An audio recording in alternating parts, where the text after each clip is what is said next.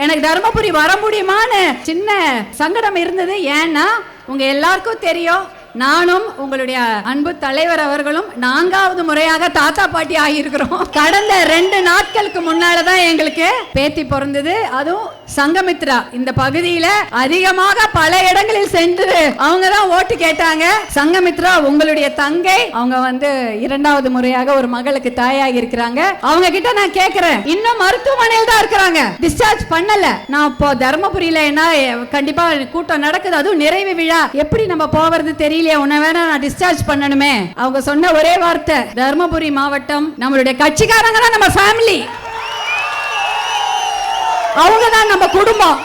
நான் என்ன டிஸ்சார்ஜ் பண்ணிக்கிறேன், என் மாமனார் மாமியார் என்ன டிஸ்சார்ஜ் பண்ணிக்குவாங்க, நீங்க முதல்ல தர்மபுரிக்கு போங்கன்னு சொல்லி அனுப்பிச்சிட்டாங்க. அந்த பர்சனல் எங்களுக்கு தனியா கிடையாது, எங்களுடைய பர்சனல் நீங்க தான், எங்க குடும்பமே நீங்க தான். இன்னைக்கு உங்களை எல்லாம் பார்த்ததில் மிகுந்த மகிழ்ச்சி. இந்த இடத்துல நம்ம நிறைய நடைபயணத்துல மிகப்பெரிய வெற்றி அடைஞ்சிட்டோம். இந்த கூட்டம் பெருசா அந்த கூட்டம் பெருசான்னு டிபேட் பண்ற அளவுக்கு மிகப்பெரிய வெற்றிகரமான ஒரு நடைபயணம். எதுக்காக? தலைமுறையை காக்க, நம் பிள்ளைகள். இன்னைக்கு நான் பாக்குறேன் என்னுடைய குடும்பத்து இந்த குழந்தைங்க, நம்ம குழந்தைங்க, அவங்களுடைய வாழ்க்கை நல்லா இருக்க வேண்டும். அவங்க நினைச்ச படிப்பை படிக்கணும், படிக்கிறாங்க. ஆனா அவங்க பிடிச்ச படிப்பை படிக்கல, அவங்க பிடிச்ச படிப்பை படிக்கணும், அவங்க அதை இலவசமா படிக்கணும். அதே போல அவங்க நல்ல வேலைக்கு போகணும். ஏதோ வேலையே இல்லாம பக்கத்து ஊர்ல எல்லாம் போய் வேலை செய்யக்கூடாது. இங்கேயே அந்த வேலை வாய்ப்பை நாம் உருவாக்கி கொடுக்க வேண்டும். நல்ல வேலைக்கு அவங்க போகணும். வேலைக்கு போனா கூட இப்ப ஆட்கள் இல்ல. ஏன்னா எல்லாரும் மது போதை பழக்கத்துக்கு அடிமையான ஒரு இளைஞர்களை, ஒரு தலைமுறையை நம்ம தொலைச்சிட்டோம். குடிக்காத ஏதாவது பையன் இருந்தா பொண்ணு கொடுக்கலான்னு தேடி பாருங்க, ரொம்ப கஷ்டம். கிடைக்குமா கிடைக்காதா?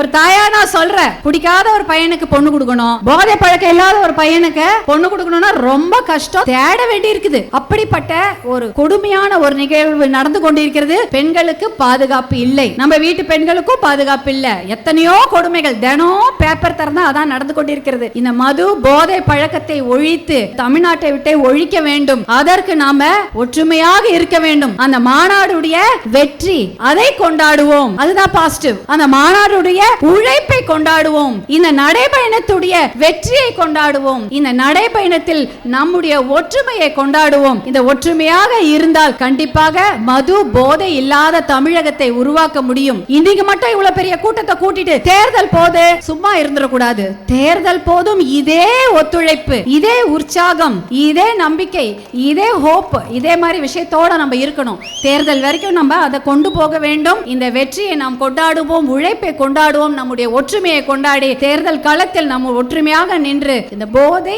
மது இல்லாத தமிழகம், நல்ல படிப்பு, நல்ல வேலை, பெண்களுக்கு பாதுகாப்பான ஒரு தமிழகத்தை கொண்டு வருவோம் என்று கூறிக்கொண்டு இந்த வெற்றி விழாவில் பங்கேற்றதில் எனக்கு அவ்வளோ சந்தோஷம். மறுபடியும் தர்மபுரி மண்ணிக்கு உங்களை எல்லாம் பார்த்ததில் அதை விட மகிழ்ச்சி என்று கூறிக்கொண்டு இந்த வெற்றி பயணம் நீண்ட வெற்றி பயணமாக தொடர வேண்டும் என்று வாழ்த்தி விடைபெறுகிறேன். நன்றி, வணக்கம்.